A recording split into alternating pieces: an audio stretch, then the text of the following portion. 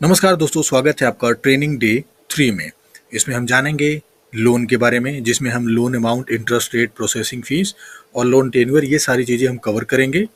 और technical language की बात करें तो इसमें हम जो है डॉक्स क्वेरी क्या होती है, approved, reject, disburse, remark, status, ये सारे जो लैंग्वेज होते हैं ये कहाँ और कब यूज़ किए जाते हैं इसके बारे में भी हम बात करेंगे। इसको दोस्तों कुछ अदर जो है इम्पोर्टेंट लैंग्वेज होते हैं, मतलब जो भी लोन का बिजनेस करते हैं उनको ये लैंग्वेज जो है जाननी जरूरी है। ठीक है, तो सबसे पहले दोस्तों बात करते हैं लोन की। ठीक है, तो लोन अमाउंट क्या होता है। फॉर एग्जाम्पल आपने सुना होगा कि आपको 5 लाख का लोन मिला, 10 लाख का लोन मिला, 1 लाख का लोन मिला, तो उसे हम जो है लोन अमाउंट बोलते हैं। ठीक है, अच्छा, इंटरेस्ट रेट बेसिकली ये होता है ब्याज दर, है ना। आपने आपने ये कहीं सुना होगा कि किसी को 12% के इंटरेस्ट रेट पे लोन मिला, किसी को 10% के इंटरेस्ट रेट पे लोन मिला, किसी को 12%, 15%, ऐसे करके आपने बेसिकली सुना होगा। तो बेसिकली इंटरेस्ट रेट जो है इसको हम ब्याज दर बोलते हैं। ठीक है, प्रोसेसिंग फीस ये होता है दोस्तों, जैसे जब भी आप कोई भी लोन लेते हैं, चाहे वो पर्सनल लोन हो, बिजनेस लोन हो, होम लोन हो, कार लोन हो, लोन अगेंस्ट प्रॉपर्टी हो, या किसी भी तरीके का जब भी आप लोन लेते हैं तो प्रोसेसिंग फीस जो है बैंक आपसे चार्ज करता है। इसका जो परसेंटेज होता है 0.5% से लेके 4% या 5% तक मैक्सिमम जो है प्रोसेसिंग फीस बैंक चार्ज करता है। फॉर एग्जाम्पल आपने 1 लाख का लोन लिया है, ठीक है, तो उस पर अगर 2% का प्रोसेसिंग फीस लगता है, इट मीन्स आपसे जो है बैंक 2,000 रुपये प्रोसेसिंग फीस लेता है, प्लस उस पर जीएसटी भी इंक्लूड करता है। ठीक है, तो ये हो गया दोस्तों प्रोसेसिंग फीस। अच्छा, लोन टेन्योर क्या होता है। लोन टेन्योर दोस्तों बेसिकली ये होता है कि लोन आपको कितने साल के लिए मिला है। फॉर एग्जाम्पल आपको लोन 1 साल के लिए मिला, 2 साल के मिला, 5 साल के लिए मिला। ठीक है, बेसिकली लोन टेन्योर का मतलब होता है कि लोन जो है आपको कितने साल के लिए मिला है, इसकी जो रिपेमेंट अवधि है, जो आपको इसको पेमेंट करना है, मतलब रिपेमेंट करना है, वो कितने साल के अंदर करना है, तो उसको जो है हम लोन टेन्योर बोलते हैं। ठीक है, और लोन ट्रांसफ़र ये होता है दोस्तों, जैसे एक बैंक से जो है किसी और बैंक में अगर हम लोन को ट्रांसफ़र करते हैं, ठीक है, तो उसे हम जो है लोन ट्रांसफ़र ही बोलते हैं, या फिर बीटी यानी बैलेंस ट्रांसफ़र भी बोलते हैं। इसके बारे में आप आने वाले वीडियोज़ में जानेंगे। ठीक है, अच्छा, लोन फोर क्लोजर क्या होता है दोस्तों। लोन फोर क्लोजर भी बोल सकते हैं, इसे प्री क्लोजर भी बोल सकते हैं। जब भी हम कोई लोन समय सीमा से पहले जब हम उसे लोन को बंद करते हैं तो उसे हम जो है फोर क्लोजर बोलते हैं या फिर प्री क्लोजर बोलते हैं। फॉर एग्जाम्पल आपने अगर 5 साल के लिए लोन लिया है और वो लोन आप जो है 3 साल के अंदर बंद करते हैं, तो उस टाइम पे जो है ये लोन फोर क्लोजर एक लेटर निकलता है। तो उसमें ये पता होता है कि आपका कितना अमाउंट अभी आपको प्रिंसिपल अमाउंट जो है कितना आपको देना है। ठीक है, तो उसे जो है हम फोर क्लोजर बोलते हैं या प्री क्लोजर भी आप बोल सकते हैं। ठीक है, अच्छा, अब बात करते हैं दोस्तों कुछ टेक्निकल लैंग्वेज की, है ना।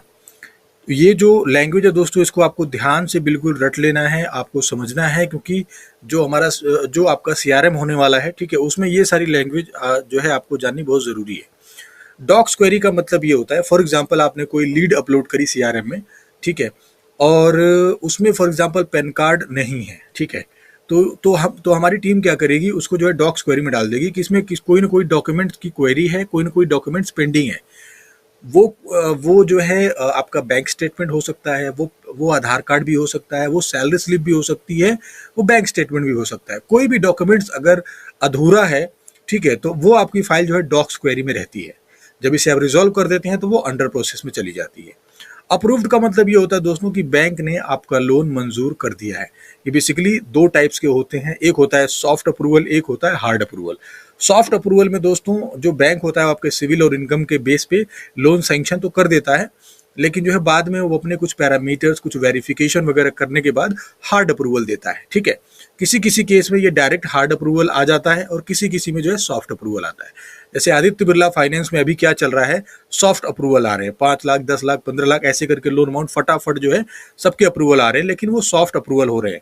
ठीक है, उसके बाद क्या हो रहा है, अप्रूवल आने के बाद जो है क्रेडिट मैनेजर कस्टमर को कॉल करता है, और कॉल करने के बाद वो सारी डिटेल्स से अगर वो सेटिस्फाई होता है तो वो लोन को हार्ड अप्रूवल करता है। ठीक है, उसके बाद आप लोन को जो है डिसबर्स करा सकते हैं, और मतलब जो जो लोन अमाउंट है वो कस्टमर के अकाउंट में आप ट्रांसफर करवा सकते हैं। ठीक है, रिजेक्ट का मतलब दोस्तों आपको पता ही है कि आपका लोन रिजेक्ट हो गया। बेसिकली ये जो लैंग्वेज है वहाँ यूज़ की जाती है।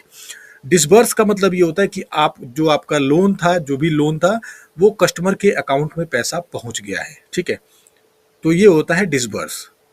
और रिमार्क का मतलब ये होता है दोस्तों कि कुछ भी जैसे फॉर एग्जांपल आपने कोई लीड अपलोड करी, ठीक है, और वो लीड आपको फॉर एग्जांपल एचडीएफसी बैंक में जो है लॉगिन करवानी है, तो उस लीड के साथ जो है ना एक आप रिमार्क ऐड करते हैं वहाँ पे, ठीक है। वहाँ पे आपको रिमार्क डालना होता है कि please log in this file in HDFC bank only, ठीक है। तो हमारी टीम जो होती है वो इसे एचडीएफसी बैंक में ही प्रोसेस करेगी, या इस फाइल से रिलेटेड कुछ आपको और रिमार्क डालना है कि ये लीड बहुत अर्जेंट है, ठीक है, या इस कस्टमर को जो है इस रेट ऑफ इंटरेस्ट पे लोन चाहिए, ये सारी चीज़ें होती हैं।